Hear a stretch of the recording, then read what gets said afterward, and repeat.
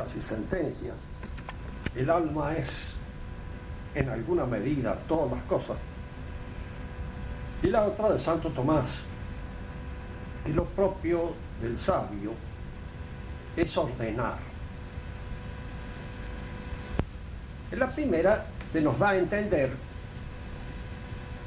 que el conocimiento de la realidad es lo que va haciendo al hombre. El hombre ha sido hecho para conocer. Su inteligencia está dispuesta hacia el conocimiento de las cosas. Y en este conocimiento de las cosas, entrar en contacto indirectamente con la inteligencia divina. Porque se parte del supuesto de que las cosas han sido hechas por el logos divino, por la divina razón, y que están medidos en su inteligibilidad por la inteligencia de Dios, que los ha hecho, que los piensa, que los sostiene. En Aristóteles no había idea de una creación de la nada, pero la idea que él tenía de Dios, que era el pensamiento que se piensa, quería decir en alguna medida que toda la realidad cósmica estaba sostenida por un pensamiento, y ese pensamiento era el pensamiento divino. El hombre, al conocer las cosas y entrar en contacto con la íntima inteligibilidad de las cosas, entraba en contacto con la inteligencia divina. Y lo curioso del caso, lo que puede llamar la atención de nosotros y que indica la tradición antigua de estas nociones, de estos principios, de estas ideas, es lo que indica la misma palabra entender, intolegere, leer dentro de las cosas. La palabra inteligencia en alguna medida apunta a ese hecho, la capacidad de penetrar el sentido intrínseco de las cosas y de esta manera aproximarse a Dios.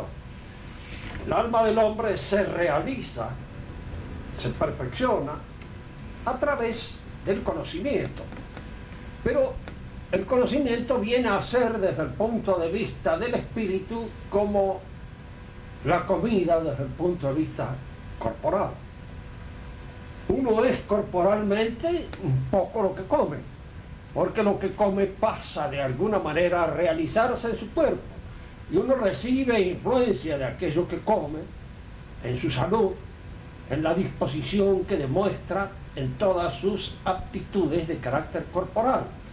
Y en el orden espiritual uno es en alguna medida aquello que conoce, la realidad que busca conocer. Fíjense que en este sentido hay o bien una aspiración a conocer lo más alto, con el objeto precisamente de tomar su alimento de aquello que más aproxima a la divinidad y que lo hace al hombre más divino, más cercano a la idea misma de Dios, o tomar su alimento de las cosas más bajas, de las cosas más inferiores.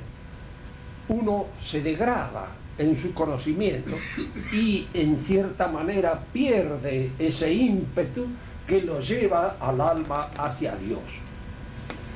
Hay en esta sentencia de Aristóteles una gran verdad que el cristianismo recoge y que nosotros vamos a considerar en esta otra proposición de Santo Tomás de Aquino, cuando nos dice que lo propio del que sabe es ordenar.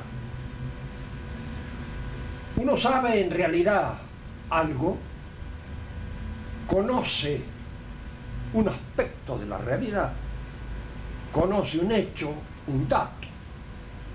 Cuando lo liga, lo ordena con otros, cuando de alguna manera descubre la ley, el principio, la causa, que hace que ese dato se encuentre relacionado con otros de la misma naturaleza. Yo puedo padecer un fenómeno como es la inflación, es un hecho, es un dato, pero en la medida en que yo no logro conectarlo con todos aquellos otros fenómenos de carácter económico con los cuales está relacionado, yo no puedo decir que conozco ese fenómeno, que lo conozco científicamente, lo conozco así simplemente porque lo sufro, lo padezco, pero no logro conocerlo científicamente hasta que no encuentro o no descubro la conexión íntima que lo liga con otros datos y que hace que entre todos esos datos constituyan un orden inteligible en el cual este fenómeno alcanza, logra su medida, logra su sentido, logra su verdadera explicación. Por eso dice Santo Tomás que propio del sabio es ordenar. Y descubre 4 tipos de órdenes que dan nacimiento a 4 tipos de ciencias fundamentales, en las que se pueden dividir todas las ciencias. Conviene recabar en primer lugar de que en el pensamiento tradicional, aristotélico y tomista, la palabra ciencia no tiene exactamente el mismo sentido que tiene para el hombre moderno común. Digo el hombre moderno común porque no todo hombre moderno tiene por qué de alguna manera aceptar este sentido que es común entre los científicos, pero que muy bien puede ser rechazado por un conocimiento de otra naturaleza. Para el hombre moderno la ciencia tiene un sentido unívoco, tiene una sola acepción. La ciencia es aquello que nace de la aptitud para la experiencia o para el experimento. Quiere decir que acá hay 2 cosas diferentes que habitualmente suelen confundirse: experiencia y experimento. Hay ciencias que son de la experiencia, se fundan en la experiencia, y hay ciencias que se fundan en la experimentación. Las ciencias de la experiencia son diferentes a la ciencia de la experimentación, porque tener experiencia de una realidad no es lo mismo que experimentar. La palabra experimentado supone siempre una situación de laboratorio, una situación elaborada especialmente para observar un fenómeno que, así como se quiere observar, no se da en la naturaleza. Diríamos, tomando un ejemplo sencillo y al alcance de todos los bolsillos: si yo arrojo de arriba de una torre un peso determinado con el objeto de probar la relación que puede existir entre el volumen, el peso, la velocidad, etcétera, etcétera, si hago esta experiencia en la realidad concreta, puede no resultarme exacta ni mucho menos, porque aparecen una serie de factores que pueden contrariar el establecimiento claro de la ley. Puede haber un viento de 60, 70, 80 kilómetros que hace que no caiga directamente y no se establezca la ley de una manera clara y terminante. De manera que para que la ley emerja en toda su pureza legal, yo tengo que crear una situación especial, una situación en la cual hay que hacer abstracción de una serie de factores que pueden alterar el experimento. Hay un ejemplo clásico que da también Eddington en su libro acerca de la naturaleza del universo, en el que dice: yo quiero calcular la caída de un elefante de una columna, un elefante que se caiga. Para calcular la caída del elefante que se cae, si yo no preparo un terreno de experimental, puedo no que no suceda, porque el elefante tratará de no caerse, y donde ve una fractuosidad cualquiera, el elefante se detendrá, meterá la pata en la fractuosidad, se detendrá de alguna manera, se defiende, de no caerse. Para que esto pueda producirse experimentalmente, yo tengo que podar la colina, convertirla en un grado de deslizamiento de 60 grados, por ejemplo, una, diríamos, inclinación de 60 grados, lisa, como pala de billardo, y en la punta de esta inclinación de 60 grados, un peso, 2 toneladas, que puede ser calculado más o menos el peso del animal que se va a caer. Entonces, teniendo en cuenta un cierto índice de frotamiento, yo puedo hacer el cálculo. Pero como ustedes ven, para realizar ese cálculo, la realidad desaparece. No hay más colina, hay un ángulo inclinado de 60 grados, no hay más animal, hay un peso de 2 toneladas. Es decir, hay una serie de medidas que han ido reemplazando a la realidad concreta, real, viviente. Y esas medidas son las que me permiten a mí realizar el experimento con toda pureza, porque de otra manera no lo podría realizar. A lo mejor estoy esperando con el reloj, el elefante que se cae no se cae nunca, y yo me quedo de alguna manera esperando que se haga o se realice esa prueba que la realidad concreta no se realice. La experiencia se funda en este contacto espontáneo y natural que nosotros tenemos con las cosas. Hay saberes que son de experiencia.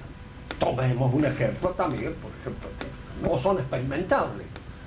Yo quiero estudiar las formas de vida de las familias mendocinas en cierto nivel social. ¿Cómo hago?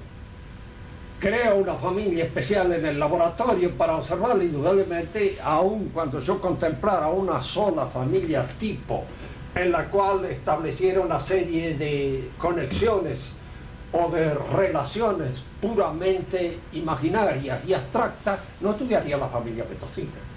Para estudiarla tengo que ir lo más posible a una experiencia concreta y real que me permita acercarme efectivamente a la familia, con todavía esta posibilidad de que muchas veces esta experiencia no es posible, porque cuando uno se aproxima a una persona que sabe que lo están estudiando, generalmente engaña, miente, y de alguna manera el cuestionario es un cuestionario que no lo responden con toda la sinceridad, con toda la espontaneidad con que... Primero, porque nadie responde con esa espontaneidad y esa sinceridad, nadie.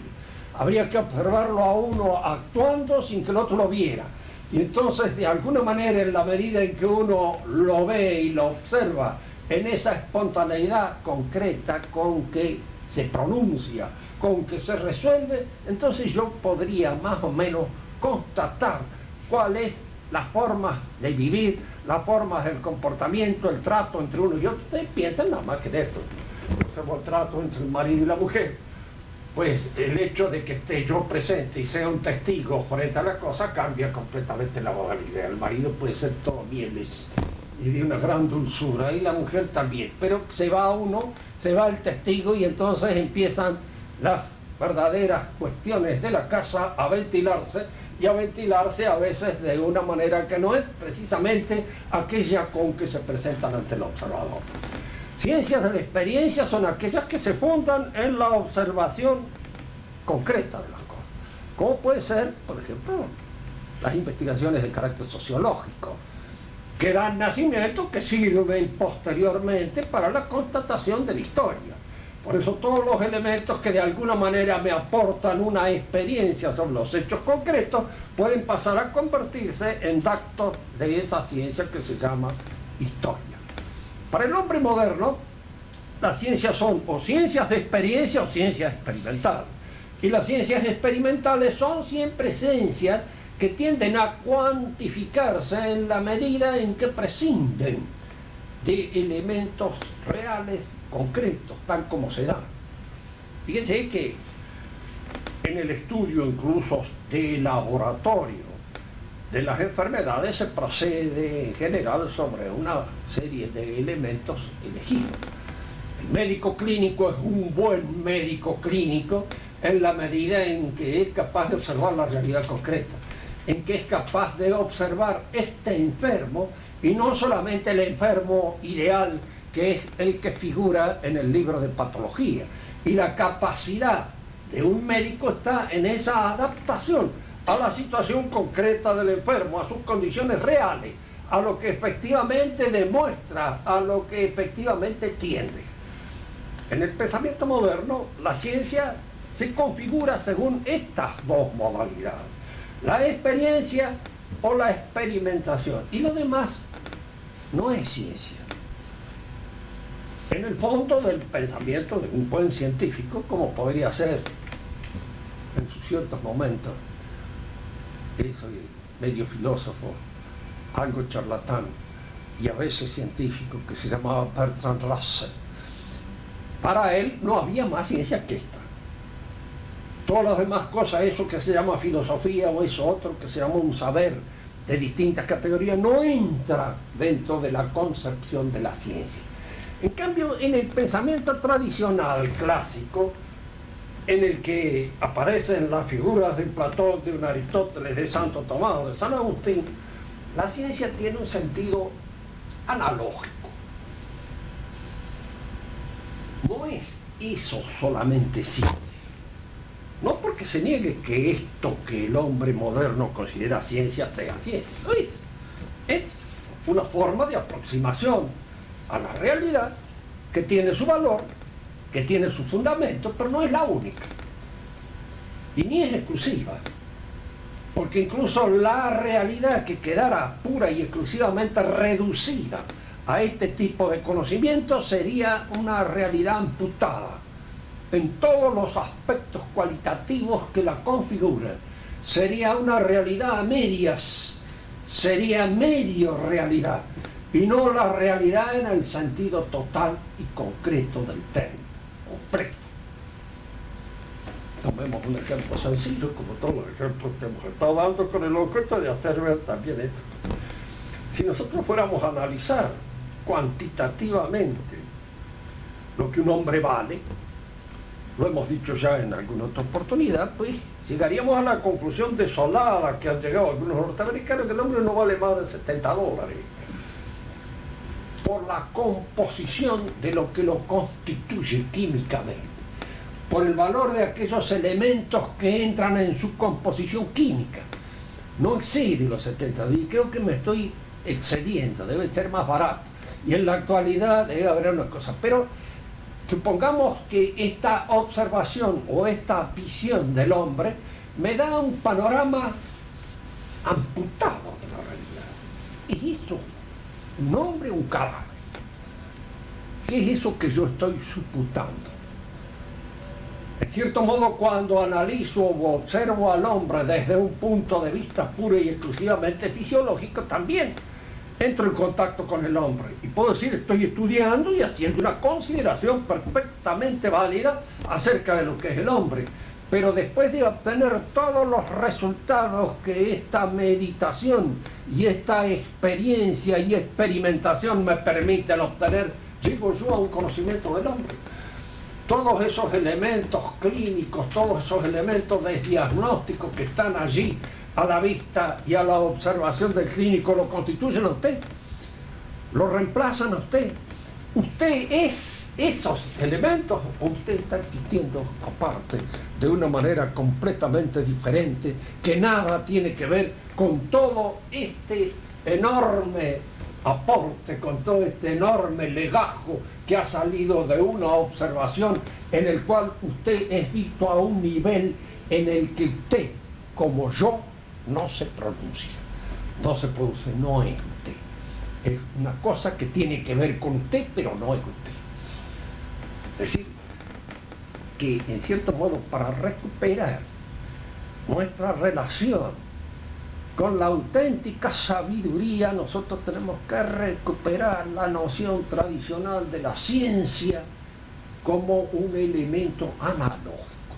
Es decir, la ciencia es un saber sistemático, ordenado, por causas, experimental o experiencial, lo que fuera, pero que se da en distintos niveles de distinta manera.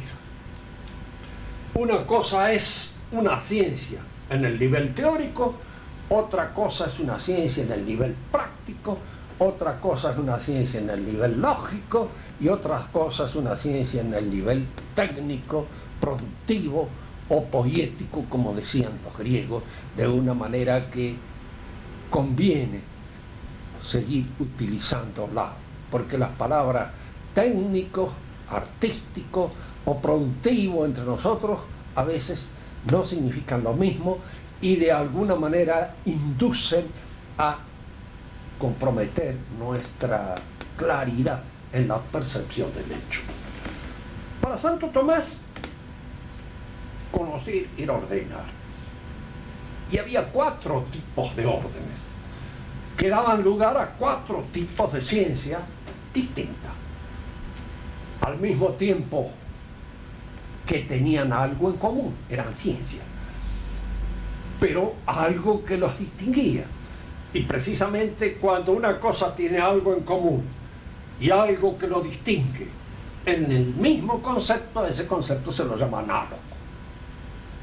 Esto es un ente. Yo soy un ente. Pero nos distinguimos, no por ser ente, sino porque somos distintamente entes. Es decir, el ser ente es en esto y en mí diferente, distinto. Este es un ente distinto a lo que yo soy. Entonces yo me distingo de esto entitativamente. Por eso la noción de ente, que permite identificar y distinguir al mismo tiempo sin apartarse de la noción, se la llama análoga. La noción de ciencia tiene el mismo carácter, porque una ciencia práctica es ciencia tal como una ciencia teórica, pero es al mismo tiempo científicamente diferente. Fíjense que a veces cuando uno se presenta con una noción unívoca, puede esto permitir ciertas equivocaciones. Un animal no se distingue de otro porque es animal. La palabra animal apunta a una realidad común entre el león, la cebra y la araña. Es decir, son sensibles y tienen 3 movimientos vegetativos fundamentales que realizan con conocimiento, y eso es lo que los hace ser animales. Se nutren, se reproducen, crecen, pero tienen conocimiento sensible de lo que hacen, y eso es lo que los hace ser animales. En ellos la diferencia viene de la especie, no de la animalidad, sino de aquello que las configura a la especie con un carácter distinto, de algo que se añade a la animalidad para determinar los caracteres específicos de la araña, del león, de la jirafa y de la cebra. Entonces, cada uno de ellos se distingue por algo distinto a la animalidad. No es la noción de animal la que al mismo tiempo es semejante y es distinta. Es otra cosa que se añade a la noción animal y que establece la distinción. En cambio, en la noción ente, entre esto y yo, es la misma noción ente la que será entitativamente distinta en esto, en mí y en esto. Nos diferenciamos en tanto que entes. No nos diferenciamos en tanto que algo que se añade al ente, porque nada se puede añadir al ente que no sea ente. Todo lo que se añade, todo lo que agrego, todo lo que descubro, todo lo que puedo percibir de nuevo es ente, tiene realidad entitativa y por lo tanto no le puedo añadir a una cosa. Uno me dirá, pero ¿qué es lo que le añade usted al hombre que lo distinga del animal? La razón. La razón es algo que no pertenece al orden de los animales. Y en los animales, ¿qué es lo que se añade para distinguir una especie de otra? Allí es donde nosotros no sabemos en qué constituye la diferencia específica. No lo sabemos. Sabemos que debe existir, que aquello que lo hace a un ser un gato es algo propio de su especie que no está implícito en la noción animal, no está. Aparece ahora distinguiendo a este animal de otro, pero no está implícito en la noción, como no está implícita la razón en la noción animal. La noción animal se refiere a otra cosa. Bien, lo que nos interesa es indicar esto. La ciencia entonces tiene una noción análoga. Son comunes y al mismo tiempo se distinguen unas de otras. Y esta distinción depende del tipo de orden que cada una de las ciencias considera. Si el orden que la ciencia considera está dado en la naturaleza de las cosas, es allí, en su naturaleza, donde yo debo descubrir el orden que ubica este fenómeno. Supóngase, por ejemplo, un fenómeno como puede ser el de la fotosíntesis. Es un fenómeno que se produce en las plantas. Está dado en la naturaleza. Yo descubro cuál es la relación que tiene este fenómeno con las hojas, con el verdor de las hojas, con la influencia que el sol puede producir sobre las hojas, con el ascenso de la savia, con la relación de la raíz. Bueno, todo este ordenamiento no lo realizo yo, lo veo hecho, lo descubro en la realidad, y lo ubico en la realidad. En mí mismo hay una serie de órdenes que yo percibo en mi realidad, independientemente de que a mí me guste que fueran así o no. Me circula la sangre de una manera determinada, impuesta por mi naturaleza. Todo lo que pertenece a nuestra vida fisiológica está impuesta por nuestra naturaleza. Y todos los conocimientos acerca de los fenómenos fisiológicos están relacionados con un ordenamiento que está dado en la realidad, independientemente de que yo lo quiera o no. Esta ciencia que estudian órdenes dados en la realidad se las llama teóricas. Fíjense que la palabra en griego, por la raíz misma del vocablo, apunta a un contenido divino. Teo, Dios. Son órdenes realizados por Dios y que el hombre descubre en la naturaleza de las cosas. Fíjense que hay a veces una confusión en el uso de los términos que viene de la desaprensión práctica en el uso. Nosotros podemos decir, estudiar química es más práctico que estudiar ética. Bueno, es más práctico porque uno le puede sacar mayor provecho, pero la química es una ciencia teórica y la ética es una ciencia práctica. El derecho es una ciencia práctica que está relacionado con la ética, con el comportamiento en el orden, diríamos así, de la vida social, de la vida individual, de la vida familiar. Es ciencia práctica. Y aun cuando yo no saque ningún provecho de la ciencia, sigue siendo práctica.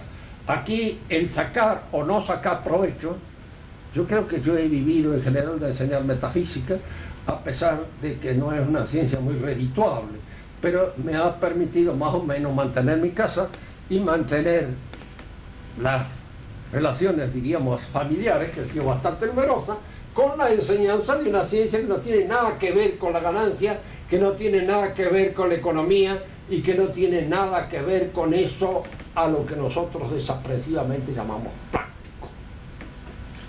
Lo teórico entonces es un orden que yo descubro en la realidad, en la naturaleza de las cosas, o en los principios que fundan la naturaleza. El orden que Dios establece con sus criaturas es, en alguna medida, por parte de Dios, funda un orden teórico. Ya vamos a ver cómo por parte del hombre esto es práctico. Por eso se habla de que la teología es teórica y al mismo tiempo es práctica, porque al mismo tiempo que me descubre un ordenamiento de las disposiciones o las procesiones divinas que no dependen de mi mente, me impone un ordenamiento con respecto a ella que sí depende del ejercicio de mi voluntad sobre mis propios actos libres. El orden que el hombre establece en sus actos libres el orden que el hombre dispone para alcanzar los propósitos, los objetivos que libremente se propone en este mundo se llama práctico. Es precisamente el orden moral. Y lo práctico abarca las tres de justicia que debe constituir el orden propio de la sociedad en la cual el hombre convive. Y a esto se llama práctico. Ahora, si ustedes examinan la ciencia práctica, es una ciencia que tiene tres dimensiones. Primero están los principios universales de la ciencia práctica, entre los cuales el más universal de todos es aquello que ustedes lo leen todos los días en el Diario de los Andes, dicho por Don Orión: haz bien, evita el mal. Fac bonum vita malum. Es un principio universal, práctico. Hay que hacer el bien y evitar el mal. Pero indudablemente, cuando a mí se me dice este principio universal práctico, y me encuentro en una realidad, situado en esa realidad, yo puedo preguntarme, bueno, ¿qué es el bien que yo puedo hacer acá? ¿Y cuál es el mal que debo evitar? El segundo paso de este orden práctico es la situación. El examen de la situación, del lugar en donde se encuentra aquel que debe obrar prácticamente. La situación en que se encuentra. Fíjense que, desde un punto de vista personal, la situación puede ser engorrosa, puede ser fácil, etcétera, etcétera. Muchas veces tengo que apelar al consejo de otros para ver qué hago en tal o cual situación. Y es la situación en que me encuentro. Y entonces el consejo es el que me permite aclarar sobre lo que es bueno, lo que es prudente, lo que es conveniente, etcétera, etcétera. Hay muchas maneras de solucionar esta mi relación con la situación. Lo moral, lo ético es hacer lo que conviene a mi perfección personal, y evitar lo que me lleva a un gesto imperfecto. Termina. Y luego, por último, allí donde la ciencia práctica concluye y la ciencia práctica termina, es en el juicio práctico, prudente, por el cual yo hago, realizo. Fíjense que hay muchas cosas que considerar siempre dentro de este tipo de saberes o de ciencia. Los principios universales pueden a veces no ser aplicados en la situación concreta. Santo Tomás formula uno que él lo da como un ejemplo. Tengo en mis manos el arma de un chiflado que está allí, medio loco. Hay un principio que me dice que debo devolverlo ajeno, a su legítimo dueño. Lo hago. La prudencia me aconseja en este caso prescindir del principio. ¿Por qué? Porque es absurdo. Es un acto imprudente y no corresponde aplicar el principio. Hay principios que siempre se aplican. Fac bonum vita malum. Pero una cosa es decirlo en el sentido universal, como principio universal, y otra cosa es descubrirlo en la realidad. ¿Qué es lo bueno acá? ¿Qué es lo malo? ¿Qué es lo bueno? ¿Qué es lo malo? Y allí es donde aparece todo el ejercicio de mi ciencia. Pero para llegar al último, a la conclusión, al juicio práctico, al juicio prudente, yo tengo que tener además ajustado todos mis movimientos inferiores de conformidad con el orden de las virtudes. Porque puedo ver en un momento y en una situación determinada lo que hay que hacer. Video meliora, provoque, deteriora sequor, dice un dicho latino. Veo lo mejor, estoy de acuerdo y hago lo peor. ¿Por qué? Porque no estoy ordenado yo, personalmente, en mis hábitos virtuosos. Supóngase que cometo una mala acción porque tengo miedo. Y el miedo me lleva en un momento determinado a cometer una mala acción, a obrar cobardemente, a obrar de una manera injusta, irracional, absurda, por miedo. El coraje, la fortaleza, eso que se llama la valentía, en el sentido general nuestro, es aquella disposición por la cual los movimientos de la apetibilidad, del apetito, frente al obstáculo, frente al peligro, son dominados por la voluntad y la inteligencia, y de eso constituye la valentía. Fíjese que aquí hay una cosa que Santo Tomás destaca con mucho tino, con muy buen sentido, ¿no? Él dice que hay dos formas a veces de encontrarse frente al obstáculo, dos formas incorrectas. Una, porque el ánimo pusilánime cede ante la peligrosidad del obstáculo y retrocede, el miedo. Y otra, porque el obstáculo lo excita a una persona y en vez de correr para atrás, corre para adelante, lo lleva por delante, se lleva por delante el obstáculo, no lo mire. Es la temeridad. Entre el miedo y la temeridad está el valor, pero no porque sea lo que podríamos llamar un compromiso entre el miedo y la temeridad, sino porque es un punto de mira desde el cual son dominadas las dos cosas.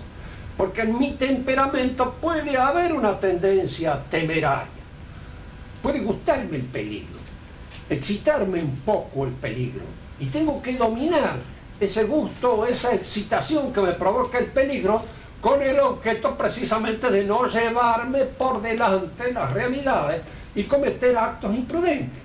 O puedo al revés, frente al peligro, tener un temor que es también irracional, me lleva a disparar. ¿Cuántas veces se nos va a enseñar que disparar no es conveniente porque uno se puede ligar un tiro de atrás, y más bien hay que tirarse el cuerpo a tierra, esperar allí que pase el tiroteo y de alguna manera ir viéndolo, pero midiendo las posibilidades de no ser agredido por la espalda como consecuencia precisamente de disparar, de no estar frente al obstáculo, de no hacerle el frente, no el frente con temeridad, sino el frente con valor. Y aquí que las virtudes cumplen ¿cómo le diré? Esta especie de trabajo, de tarea, de faena propia de la virtud, para que el juicio práctico salga bien. Yo he hecho una referencia a la fortaleza, puede ser a la templanza. Un hombre que no tiene una buena relación con sus apetitos nutritivos o sexuales es un hombre que en todo momento está dispuesto a caer en una intemperancia, a cometer actos de injusticia como consecuencia precisamente de su intemperancia. Fíjense que Santo Tomás le daba menos importancia a la intemperancia nutritiva que no a la intemperancia sexual, porque en la intemperancia sexual siempre hay relación con otro y entra una relación de justicia que está de alguna manera implícita en la relación sexual, de manera tal de que el hombre que no domina estas tendencias, que de alguna manera no tiene sobre ellas un cierto señorío, se ve en dificultades a cada paso de su existencia de cometer actos injustos, de cometer actos reprobables, por no tener el suficiente señorío, dominio de sí mismo que aparece ejercido precisamente en la virtud de la templanza y en la virtud de la fortaleza, y que luego se da en mi relación con los demás y con el derecho que los demás tienen en esa otra virtud que es la tendencia por parte de la voluntad a dar a los demás su derecho. Y acá ciertas cosas que conviene observar. Se dice que el sujeto de la virtud de justicia es la voluntad. ¿Por qué no el entendimiento práctico? Porque el entendimiento práctico es el que me permite a mí en un momento determinado saber cuál es el derecho que le corresponde. ¿Qué derecho tiene este hombre, esta persona? Fíjese que es una apreciación concreta que se da en una situación real. No voy a ir a consultar la Constitución ni voy a ir a consultar el Código para saber qué derechos tiene. Depende, hay que consultar mi conocimiento de la realidad. ¿Tiene esta persona derecho al respeto que se merece una persona? Puede tenerlo, puede no tenerlo. Y en un momento puede perderlo. ¿Qué es lo que me permite concebir con sagacidad, con perspicacia, con objetividad el derecho que le corresponde? La razón práctica. Pero acá hay un acto de mi voluntad. Yo puedo percibir el derecho que esta persona tiene y faltarle a la consideración como consecuencia de una mala disposición de la voluntad, para hacerlo sufrir, para bochornarlo, para humillarlo, para de alguna manera dar una satisfacción a mi ego torcido que siente un cierto gusto en la humillación de otro, en la desaprobación de otro, en aquel sufrimiento que puedo provocar en otro. Entonces, hay una razón práctica que me permite percibir con precisión ese derecho que le corresponde. Fíjense que a veces esto no es nada fácil. ¿Cómo distingo yo a una persona bien de una persona que no es bien? ¿Cómo distingo yo a una persona que tiene dignidad a una persona que no tiene dignidad? Y a la cual a veces, muy bien, por respeto a mí mismo, muchas veces puedo yo tenerla en consideración. Pero muchas veces hay que aplicarle la sanción que le corresponde, porque el derecho y la justicia no significa solamente darle a aquel según su derecho, sino que en un momento determinado puede suponer que aplique el castigo que le corresponde. ¿Por qué? Porque de otra manera obro injustamente. Supóngase uno es profesor, pues está recibiendo de un alumno un examen, el alumno da un mal examen, tengo que pasarlo. En caso de duda, el juez debe absolver, el profesor debe aplazar. ¿Por qué? Porque si tiene duda de que sabe, por lo menos en otra oportunidad se saldrá la duda. Y tiene otra oportunidad para hacerlo.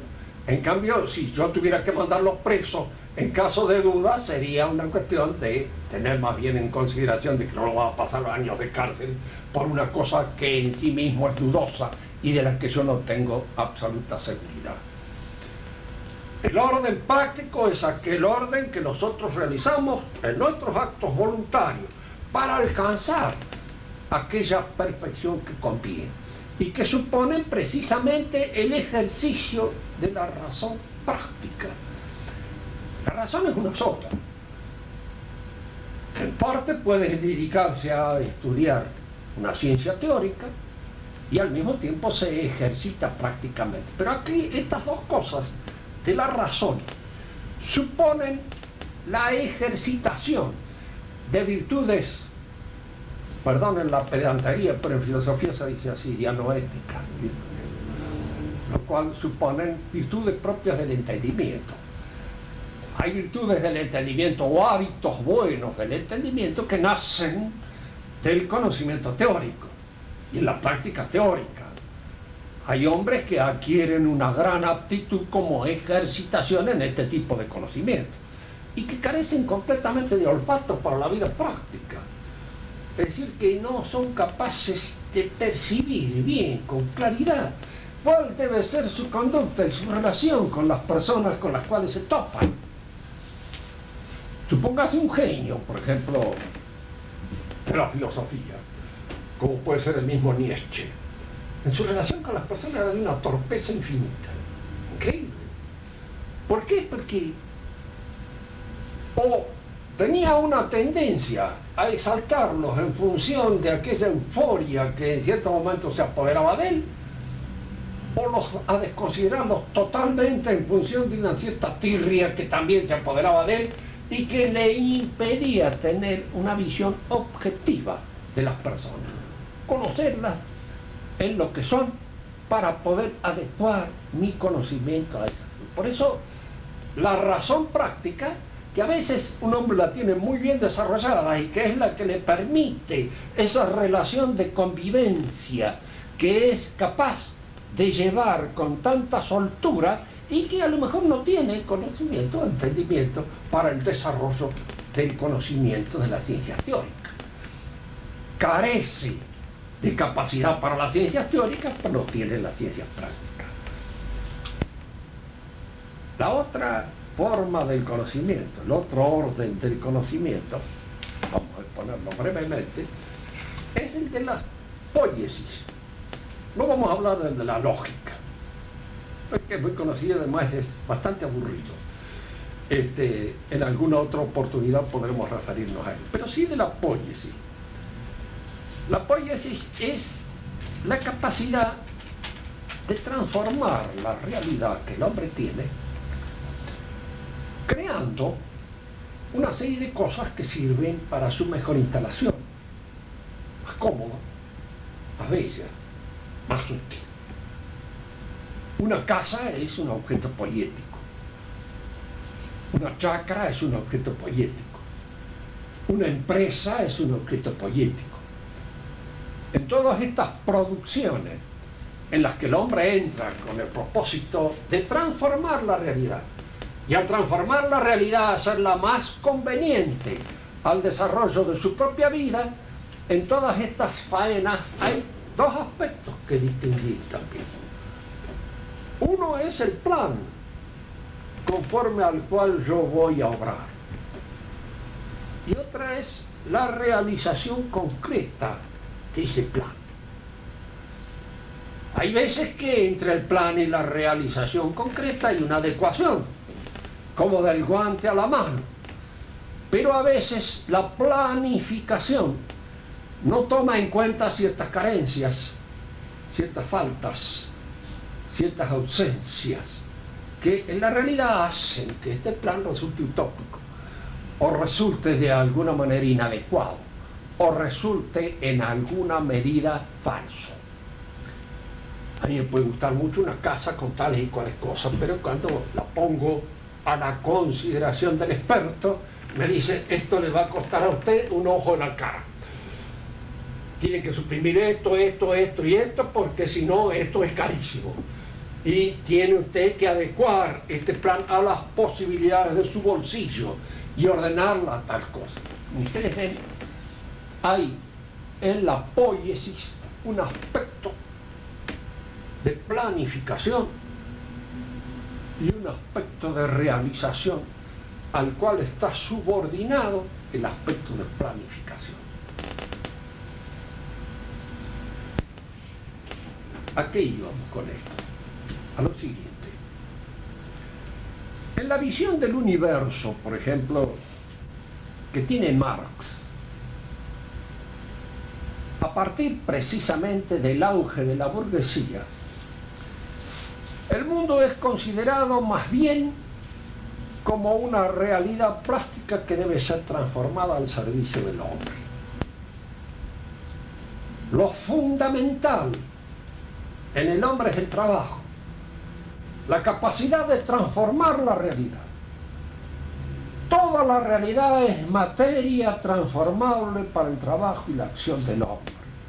Es decir, la visión de la realidad es ahora poética, ya no es teórica, como era en alguna medida en la época clásica.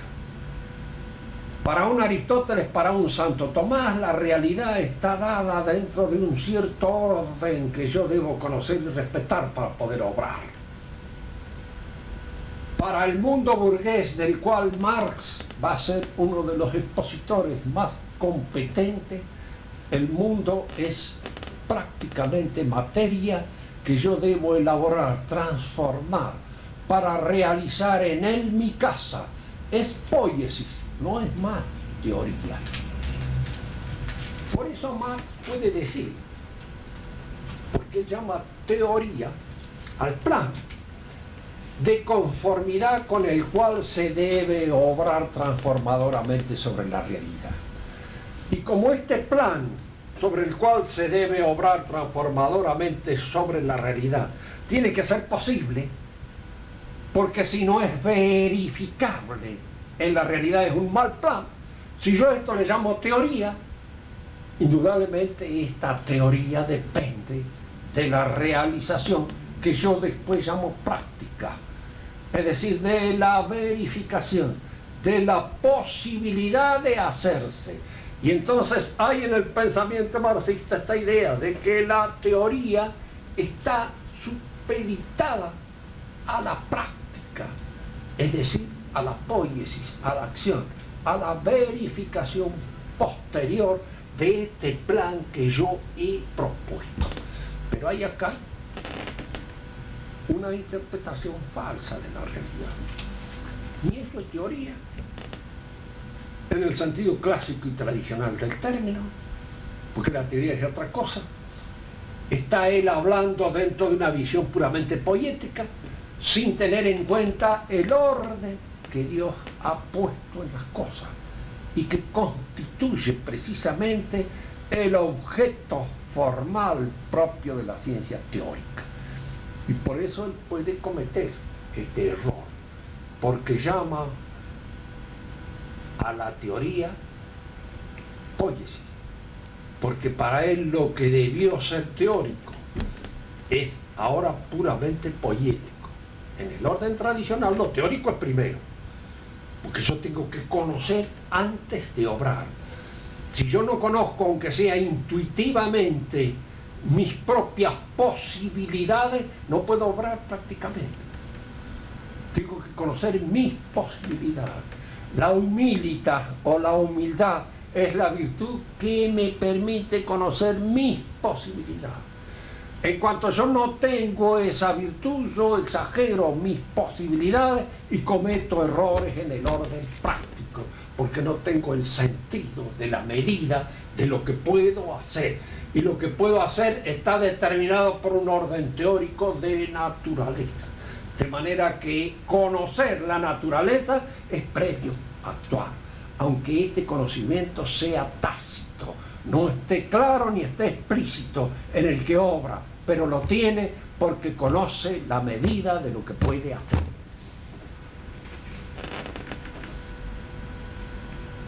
Queríamos con esto simplemente indicar la conveniencia de tener bien discernidos estos diferentes planos en que se da el saber, con el objeto de no confundir.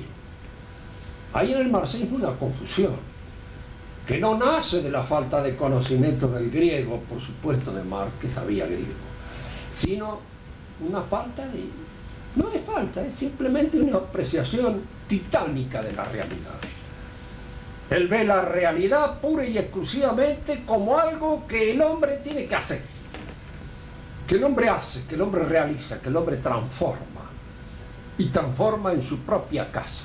Y entonces toda la realidad se le aparece a él como poética, no como la obra de Dios, sino como una obra propuesta a ese titán que es el hombre.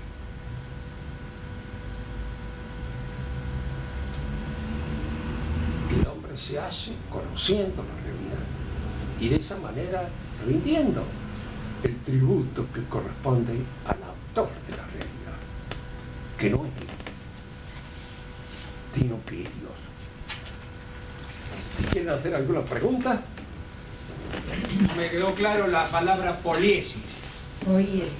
Poiesis. ¿Qué significado tiene? ¿Es griega o es una palabra castellana? No, no es castellana.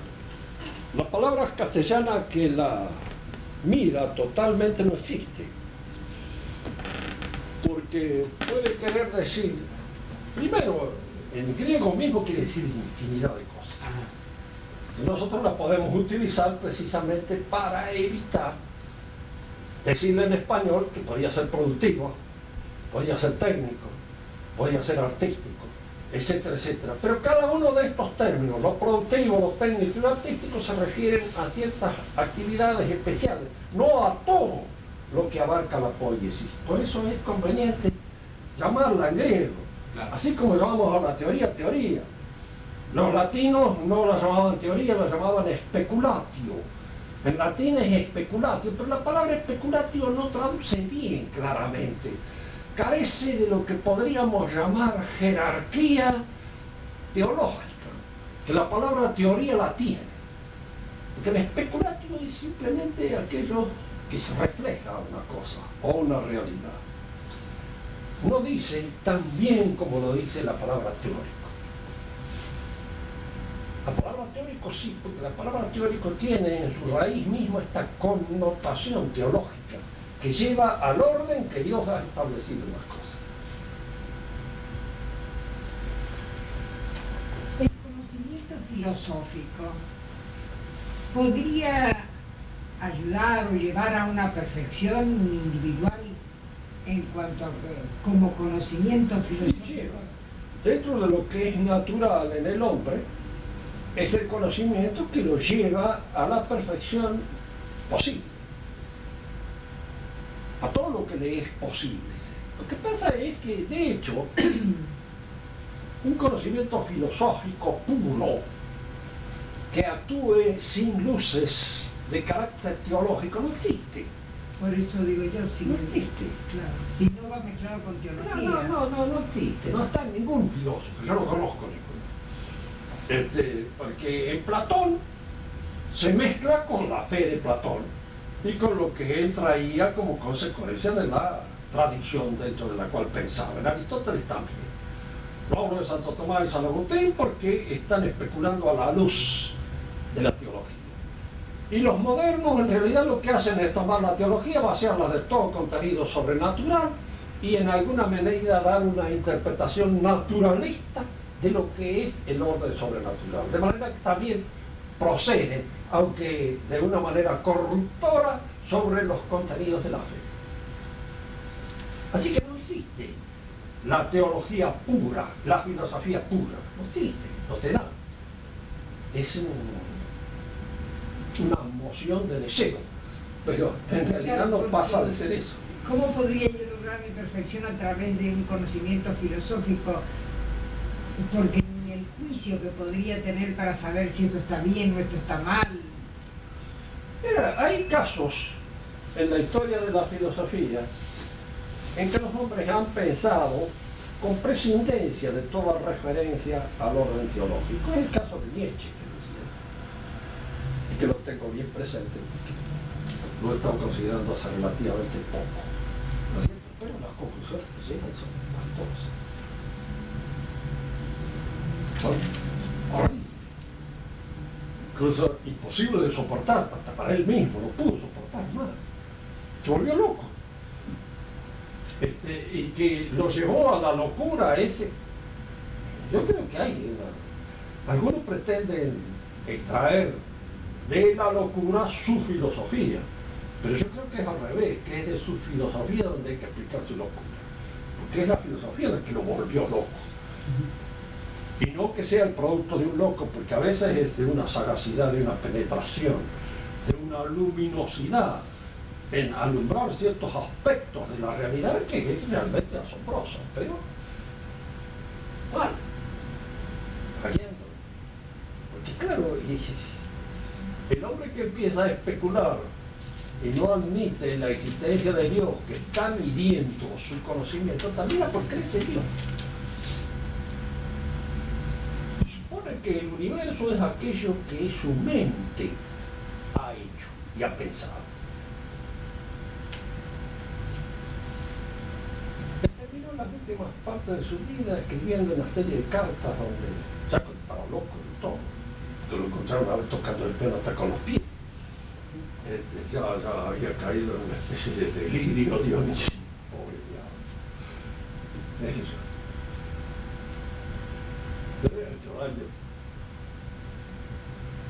D'Annunzio era nietzscheano, pero D'Annunzio era italiano. ¿Quién lo pensaba? Este otro lo tradujo alemán. chiflaba. Eso se sentía así, medio superhombre a veces, pero él sabía muy bien dónde le apretaba el zapato, hasta dónde podía llegar.